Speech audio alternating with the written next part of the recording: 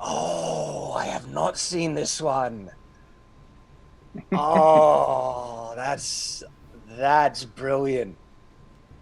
Okay, what is that bridge made out of? A strong type of stone, probably granite, if I was to. Strong?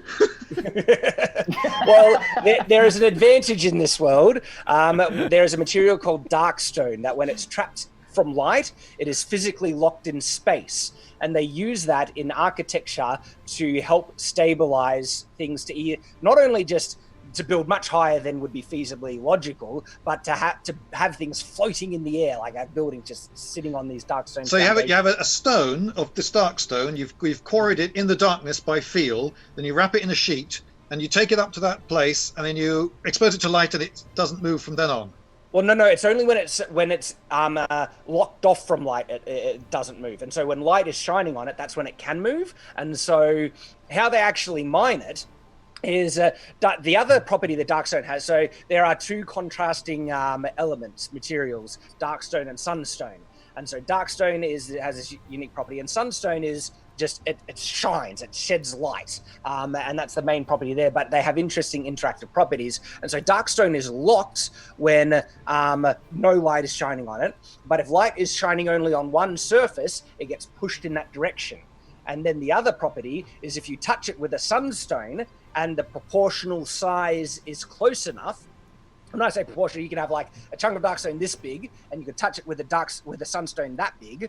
And if you touched it, that would unlock the darkstone, and you could move it as normal. And so how they mine it is that it is technically locked in space, and then they smash it until a piece technically fractures and breaks where it's secluded. Touch a sunstone, and then they can lift it off like normal, and then shape it, and they would put it in. They use it to make the skyships and other elements that basically has brought this world into an industrial revolution. But I'm going on a ramble, so I'll be back. Stop there. Well, clearly, with that invention, you have set the artist's imagination free there, because he's. And you have a small glimpse of the new concept that we have for the Lumatorium at the top. I have not seen that one yet, so I'll be very interested in seeing the final concept piece for that. I think it's closer to what you had in mind, but we'll have to see. But seriously, like High Dawn looks brilliant. Now, if people are wondering about the shadow the discs are casting on the ground, we're basically just gonna say that, or add that there's these massive sunstone beacons on the underside, which basically sheds light to remove some of the shadow.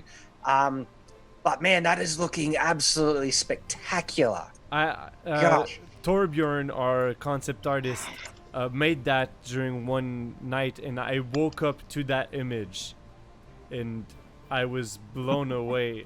Gosh, that's sorry, because this is one of those pinch me moments when you've written a work and then you see kind of people taking that and then depicting it, and this one visually, and when it fits it so perfectly, you get to see it, see your world like that. It's pretty awesome. It was just like, oh my goodness, that's amazing. Gosh. So yeah. But hey, any thoughts on that, Lloyd? If you don't have any, you don't have to share. But I don't. Feel free to comment.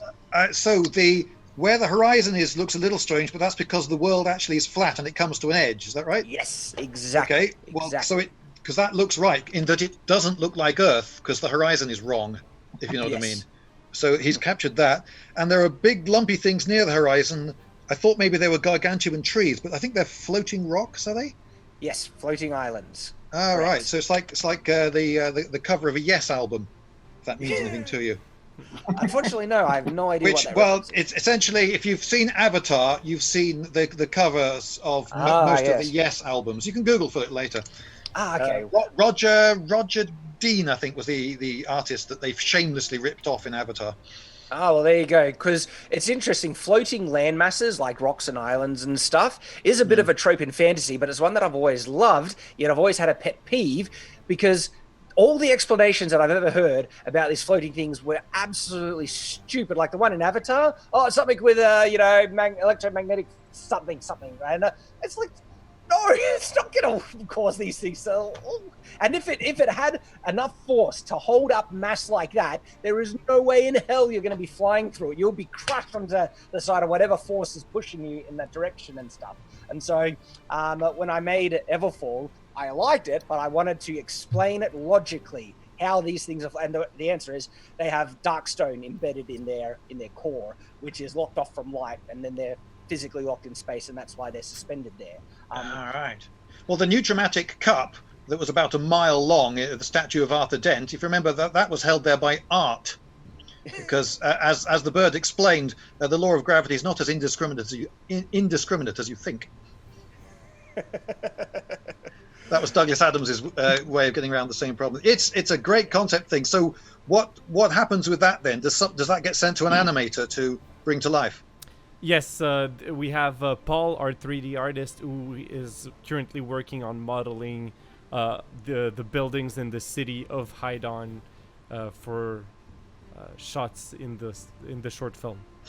Now, see, when you're making a pilot, if you're trying to sell the idea to a big to some financiers who are going to put money into the full budget version, sometimes I think you don't need to try the special effects. You could just say, special effects shot here of big city or whatever, because they're studio executives. They should have the imagination to understand that once the special effects people have done their bit, it'll look good.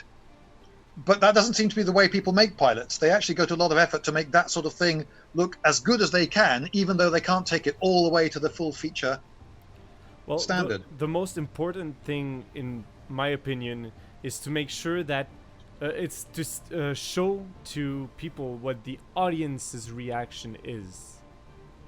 So we have to show the short film to the audience and see their reaction, see how much they want to have the full version of this in order to show it to investors. And I'm gonna say investors more than studios, because we discussed it with Shad, and selling it to Netflix is not our idea at all, because we respect what Shad has created, and we don't want anyone to come in, first of all, throw us out, then take Shad's book and do whatever they want with it. Just murder it. Like